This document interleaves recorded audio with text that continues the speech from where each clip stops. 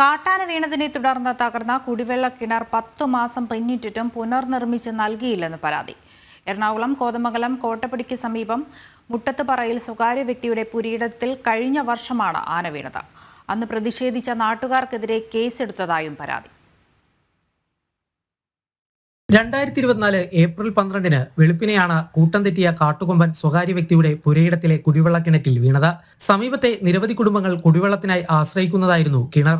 കിണർ തകർത്താണ് ആനയെ കരക്ക് കയറ്റിയത്. പകരം കിണർ പുനർനിർമ്മിച്ചു നൽകാമെന്ന് സ്ഥലത്തെത്തിയ MLA അടക്കമുള്ളവർ വാഗ്ദാനം ചെയ്തിരുന്നു. എന്നാൽ സംഭവം നടന്ന് 10 മാസം പിന്നിടുമ്പോഴും കിണർ നിർമ്മാണത്തിന് നടപടികൾ സ്വീകരിച്ചില്ലെന്നാണ് പരാതി. ഏകദേശം ഒരു 10 മാസത്തോളമായി കിണർ ഈ അവസ്ഥയിൽ തന്നെ കിടക്കുന്നത്. അവർ ഇതുവരെയായിട്ട് തിരിഞ്ഞു നോക്കുകയൊന്നും ചെയ്തിട്ടില്ല. ഏതാണ്ട് ഈ അടുത്ത ദിവസങ്ങളിൽ അവർ ടെൻഡർ എടുത്തുന്നൊരു അറിയിപ്പ് കിട്ടി. അത് ടെൻഡർ എടുത്ത വ്യക്തിയോട് വരികയും കെട്ടാനുള്ള സാമഗ്രികളിൽ കൊണ്ടുവരാനുള്ള വഴി നോക്കിയാണ് പുള്ളി വന്നത്. അപ്പോൾ എത്രയും പെട്ടെന്ന് ഇത് ചെയ്യാനുള്ള ഒരു തയ്യാറെടുപ്പുണ്ടെന്നാണ് അന്നേരം അറിയിപ്പ് കിട്ടിയത്. ഇതിനെപ്പറ്റി വേറെ ഒന്നും നമുക്ക് അറിവ് കിട്ടിയിട്ടില്ല. കിണറ്റിൽ വീണ ആനയെ മയക്കുവെടി വെച്ച് ഉൾവനത്തിൽ വിടണമെന്നായിരുന്നു നാട്ടുകാർ ആവശ്യപ്പെട്ടിരുന്നത്.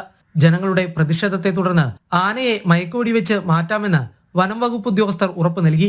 ആനയെ മാറ്റുന്ന സമയത്ത് ജനങ്ങൾ വീടുകളിൽ നിന്നും പുറത്തിറങ്ങാതിരിക്കാൻ പ്രദേശത്ത് നിരോധനാജ്ഞ പ്രഖ്യാപിച്ചിരുന്നു. ജനങ്ങളെ മാറ്റിയ ശേഷം കിണർ തകർത്ത് ആനയെ കാട്ടിലേക്ക് തന്നെ ഓടിച്ചു വിടുകയായിരുന്നു. ഇതിനെ തുടർന്നാണ് ജനങ്ങൾ പ്രതിഷേധിച്ചത്. പ്രതിഷേധിച്ചവർക്കെതിരെ കേസെടുക്കില്ലെന്ന് കോതമംഗലം പെരുമ്പാവൂർ MLA മാർ ഉറപ്പു നൽകിയിരുന്നതാണ്. എന്നാൽ ഇവരെല്ലാം കോടതിയിൽ ഹാജരാകണമെന്നറിയിച്ച് ഇപ്പോൾ നോട്ടീസ് ലഭിച്ചിരിക്കുകയാണ്. ഇത് കാണാൻ വന്നു കൂടിയ പല ദേശത്തു നിന്നും വന്ന ആളുകളുണ്ട്, അറിയാതെ വന്നു പോയവരുണ്ട്.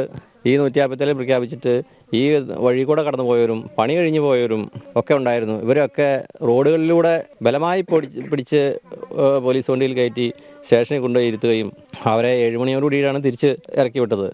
മാത്രമല്ല ഇവിടെ ഈ പ്രശ്നം ഉണ്ടാക്കിയവരൊക്കെ ഒച്ചപ്പാടുണ്ടാക്കി എന്നും പറഞ്ഞിട്ട് അവർ ഒത്തിരി പേരുടെ വീഡിയോയും ഫോട്ടോയും എടുത്തിട്ടുണ്ടായി.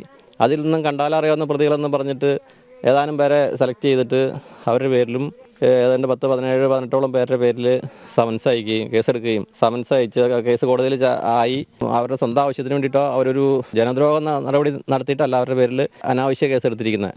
നിരോധനാജ്ഞ പ്രഖ്യാപിച്ചതറിയാതെ ജോലി കഴിഞ്ഞ് വീട്ടിലേക്ക് മടങ്ങിയവരും കേസിൽ ഉൾപ്പെട്ടിട്ടുണ്ട്. അതുകൊണ്ട് തന്നെ കേസിൽ നിന്നും ഒഴിവാക്കി നൽകണമെന്ന് നാട്ടുകാർ ആവശ്യപ്പെടുന്നു. ജനം, കൊച്ചി.